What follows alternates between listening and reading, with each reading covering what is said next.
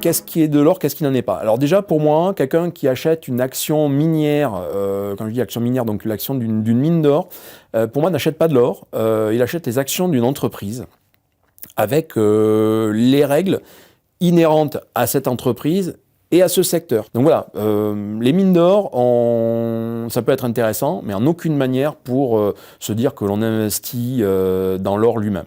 Alors ensuite, il y a ce que l'on appelle les certificats, alors qui souvent prennent la forme des ETF.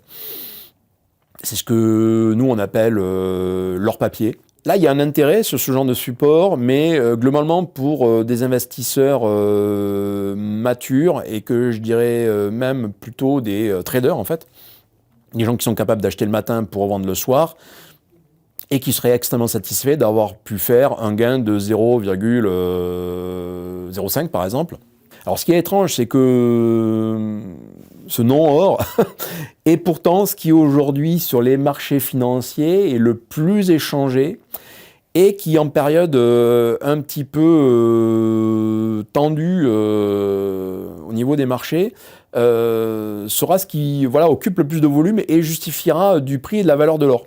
C'est ce qu'on avait vu notamment en mars, avril, mai 2020 où il y avait eu ce choc énorme lié au Covid. Et on avait vu les échanges sur les ETF battre record sur record. Et c'est à ce moment-là, les ETF qui, quelque part, fixaient le prix d'échange de l'or, alors qu'habituellement, c'est plutôt le marché des bijoux. Et sans caricaturer, c'est plutôt le marché du bijou avec l'Inde, la Chine, etc. Quoi. Ouais, donc, ok, c'est de l'or papier, mais par moment, c'est lui qui va, le plus souvent d'ailleurs, qui va déterminer le prix de l'or tout court. Voilà, donc ça c'est l'or papier. Alors si on a parlé de l'or papier, maintenant il faut parler de l'or physique. Alors l'or physique, bon évidemment il y a les bijoux, mais dans une logique d'épargne ou d'investissement, en tout cas en France, on va plutôt déconseiller comme épargne, tout simplement parce qu'à partir du moment où vous l'avez acheté, vous avez déjà perdu 20%. Donc en tant qu'investissement, en France, c'est plutôt un mauvais choix. Les bijoux, on va les garder pour se faire plaisir, comme élément de parure, de cadeau, d'engagement, mais difficilement pour de l'épargne. Donc, qu'est-ce qu'il nous reste quand on a un petit peu le radar global de ce que peut être l'or? Eh bien, il nous restait les lingots et les pièces. Donc les lingots, vous en avez tous vu dans des films. Donc c'est une matière très dense, mais c'est un produit qui va suivre strictement le cours de l'or, et tout physique qu'il est, il va suivre aussi de manière assez mécanique le cours de l'or papier. Et si vous vous souvenez de ce que je viens de dire juste avant, ce cours de l'or papier, donc qui représente aujourd'hui les plus gros échanges mondiaux autour de l'or, des fois, il peut ne pas être bien renseigné et avoir des sens ou des positions qui ne sont pas nécessairement logiques avec ce que devrait valoir l'or physique. Si vous avez eu un cours de l'or qui est manipulé, on l'a vu dans le passé. Si vous avez un cours de l'or qui est uniquement poussé par des réactions à des événements micro-macro sur les marchés financiers, vous allez voir qu'il peut y avoir des fois une dissonance entre le cours de l'or papier et le cours de l'or physique. Et qui va le mieux transcrire le véritable cours, en fait sur le coup, les échanges de gré à gré de l'or physique, ce seront plutôt les pièces, et ça se traduira par un effet de prime sur ces produits. Pourquoi il est intéressant de plutôt acheter une pièce, même si des fois, quand on les achète, on a l'impression que ça vaut un petit peu plus cher que l'or que cela contient, ça va être extrêmement liquide. C'est-à-dire que si vous prenez un Napoléon, vous avez, c'est des pièces qui pèsent 6,45 g, vous avez 5,80 g d'or pur dedans, versus un lingot de 1 kg. Le jour où vous avez besoin de vous séparer de votre or, vous n'avez peut-être pas besoin de vendre l'équivalent de 1 kg d'or pour répondre à un besoin de liquidité que vous avez à un instant donné. Et là, la pièce, sur le coup, extrêmement sécable par nature, puisqu'elle est déjà isolée, va vous permettre de pouvoir liquider votre or au bon prix et dans la bonne quantité. Par nature, par design et par histoire, sont le plus souvent des pièces qui sont connues et reconnues. J'en reviens toujours à mon Napoléon. Si on prend Monsieur Tout-le-Monde en France, globalement, il voit une pièce en or avec dessus un profil d'un empereur français, un Napoléon Ier, un Napoléon III, ou même une Marianne. Globalement, ça parle. Les gens vont le reconnaître, ils l'auront déjà vu. Et donc, de suite, ça génère une confiance. Versus un lingot, on n'est pas toujours certain que dedans, ce soit bien de l'or. Et puis, on ne connaît pas les marques. Personne ne connaît les lingots Métalor, personne ne connaît les lingots Umicore, voilà, qui sont accompagnés de certificats, voilà, de plein de choses qui peuvent vous permettre de les reconnaître en tant que tels. Globalement, voilà, il n'y a pas cet effet marque qu'on peut avoir sur des pièces connues. Alors oui, il n'y a pas de directeur marketing du Napoléon, mais pour autant, voilà, c'est une pièce qui, sans publicité, voilà, annonce déjà positivement la couleur, son histoire, et donc voilà, de suite, c'est rassurant. Troisième critère important, c'est en fait l'effet de prime.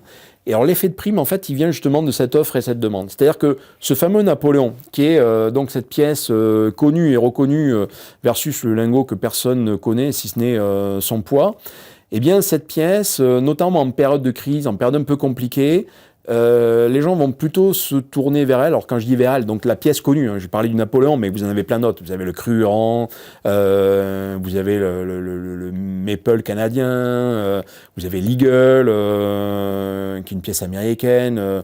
Nous, on travaille par exemple pour que les Veravalor aussi soient des pièces reconnues en France, etc. Donc voilà, bon, il y a des sujets comme ça, le souverain britannique, il y a des sujets autour de pièces connues. Sauf que quand tout le monde, justement, veut à la même date acheter tel Krugerrand, tel Napoléon, tel Veravalor et compagnie, eh bien là, on est sur un modèle d'offre et de demande qui fait que potentiellement, vous pouvez avoir une déconnexion entre le cours de l'or et la valeur de la pièce.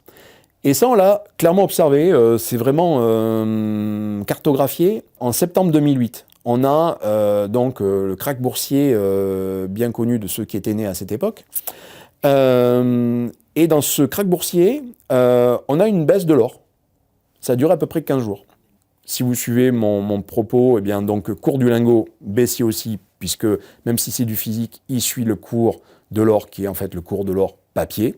Et de manière assez étonnante, au même moment, mais parce qu'on n'est pas sur les mêmes marchés, vous avez typiquement en France, mais même aux États-Unis, ça s'est vu, vous avez une très forte hausse sur la valeur, le prix des pièces d'or. Je ne vais pas dire le cours, parce que les pièces ne sont plus vraiment cotées, mais typiquement, à ce moment-là, le Napoléon prenait entre 30 et 50% par rapport à la valeur de l'or qu'il contenait. À la fin, dans un contexte baissier, grâce à une pièce, vous vous retrouviez positif sur la valeur de votre épargne or. On l'a observé une deuxième fois de manière tout aussi flagrante, pour exactement les mêmes raisons.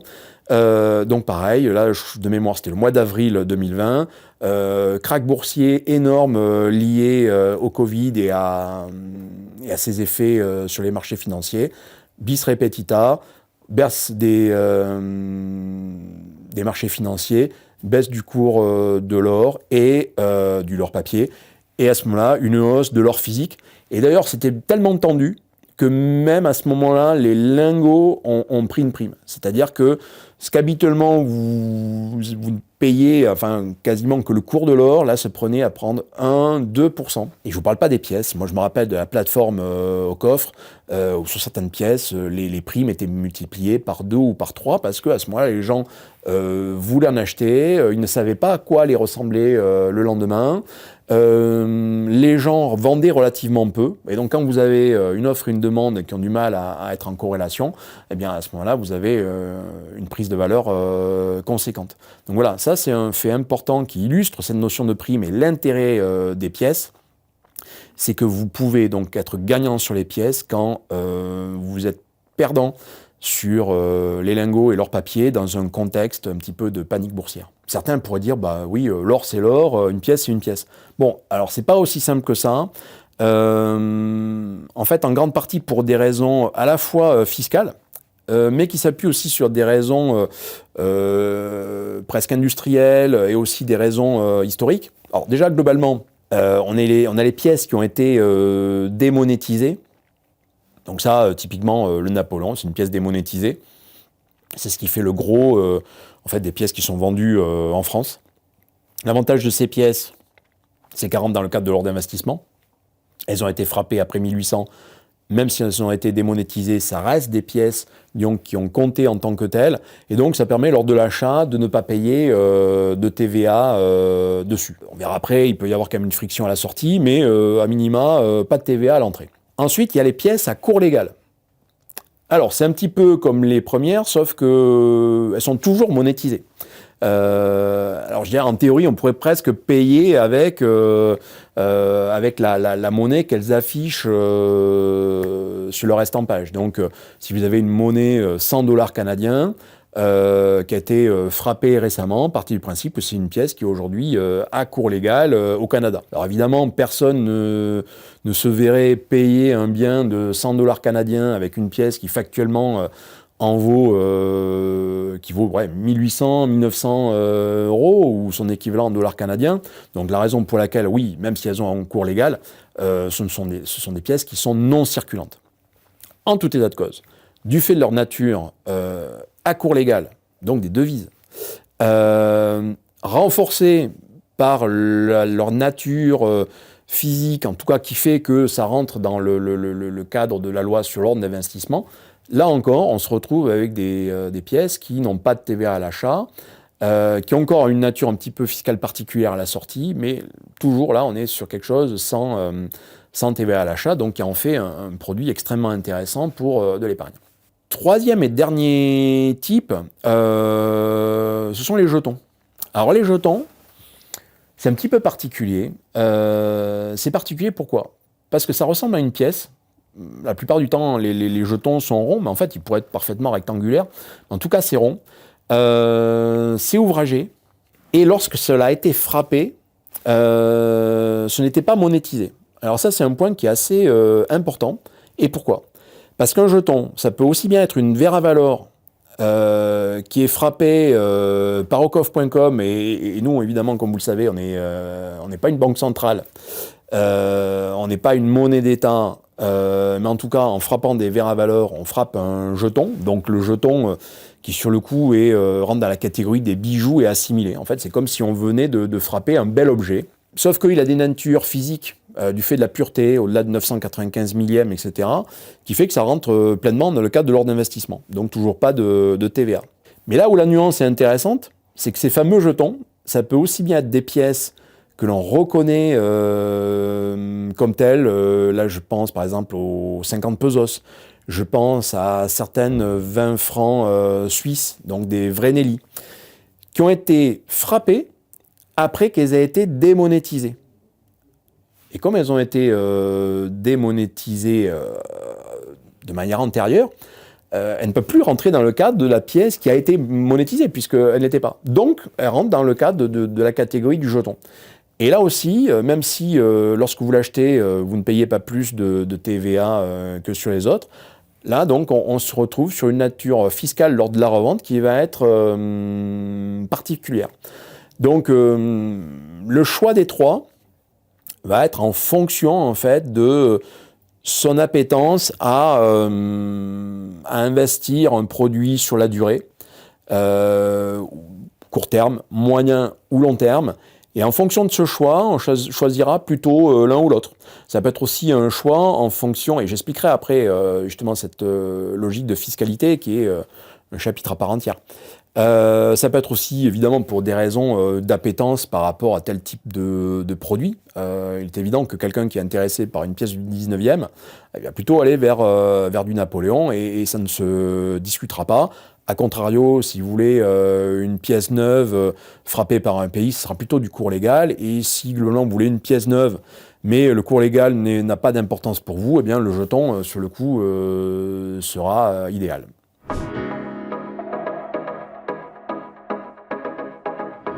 La fiscalité de l'or, ça c'est un petit peu le serpent de mer. On a une fiscalité basée sur la notion initiale de taxe forfaitaire lors de la revente.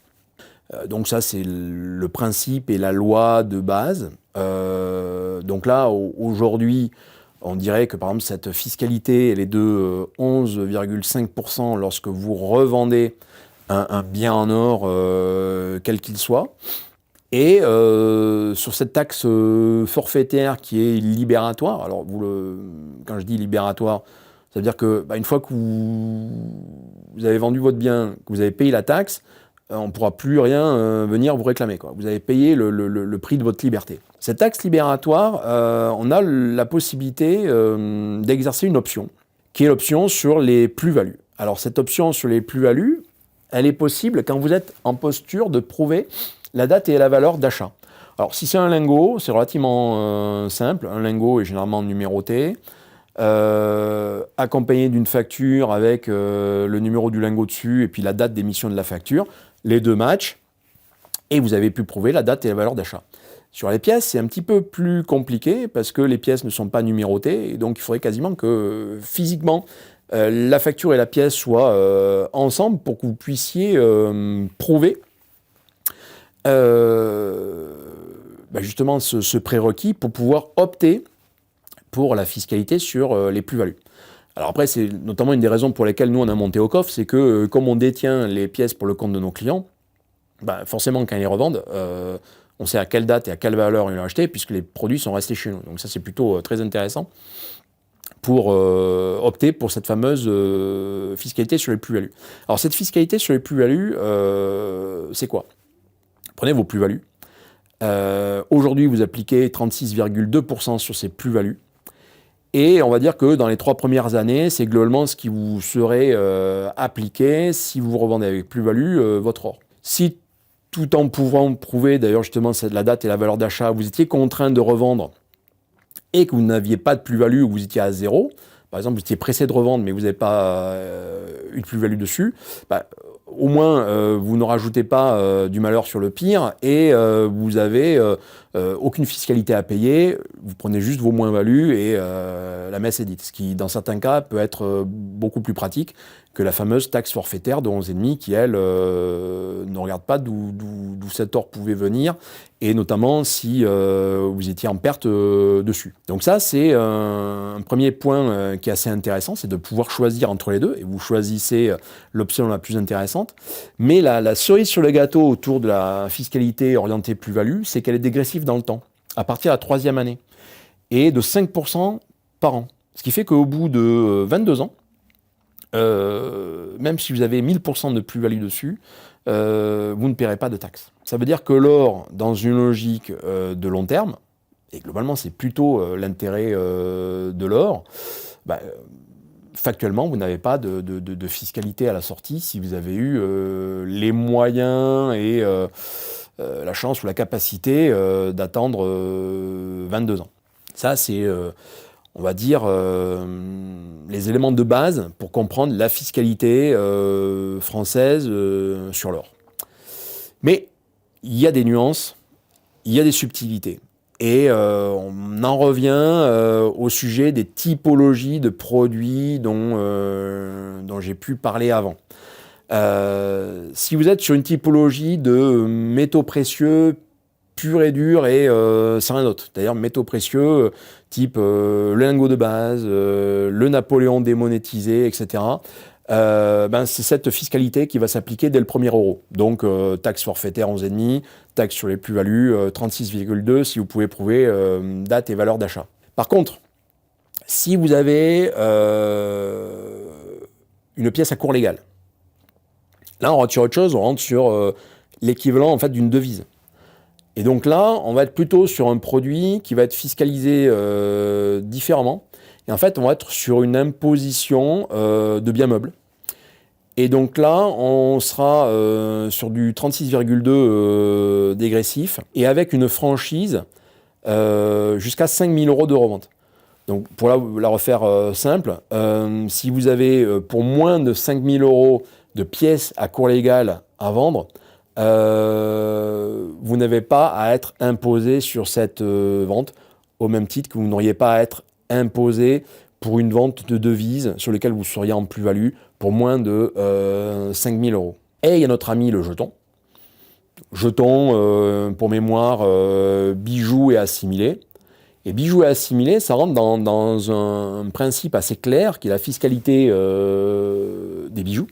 Et les bijoux ne sont fiscalisés, pareil, qu'à partir de 5 000 € de revente. Et au-delà de ces 5 000 €, c'est soit une taxe forfaitaire de 6,5, ou bien ma fameuse imposition sur les plus-values de 36,2, toujours au choix en fonction de ce qui sera avantageux pour vous, si évidemment vous arrivez à prouver la date et la valeur d'achat. Pour résumer, si vous êtes plutôt sur du long terme ou très long terme, les Napoléons, les pièces qui sont démonétisées et qui sont connues, sont plutôt des pièces très intéressantes parce que connues de tout le monde en France, très liquides, avec des effets de prime très intéressants. Si par contre vous n'êtes pas certain de pouvoir garder ces pièces très longtemps, ou même vous n'avez pas la volonté, vous dites voilà, j'achète aujourd'hui, mais je voudrais pouvoir revendre dans 2-3 ans et acter 10-20% de plus-value si tant est que vous les fassiez, peut-être qu'à ce moment-là, il peut être intéressant d'acheter du cours légal et ou du jeton, dans une logique aussi de diversification, pour justement pouvoir profiter de ces seuils de 5 000 € qui ne sont pas inintéressants.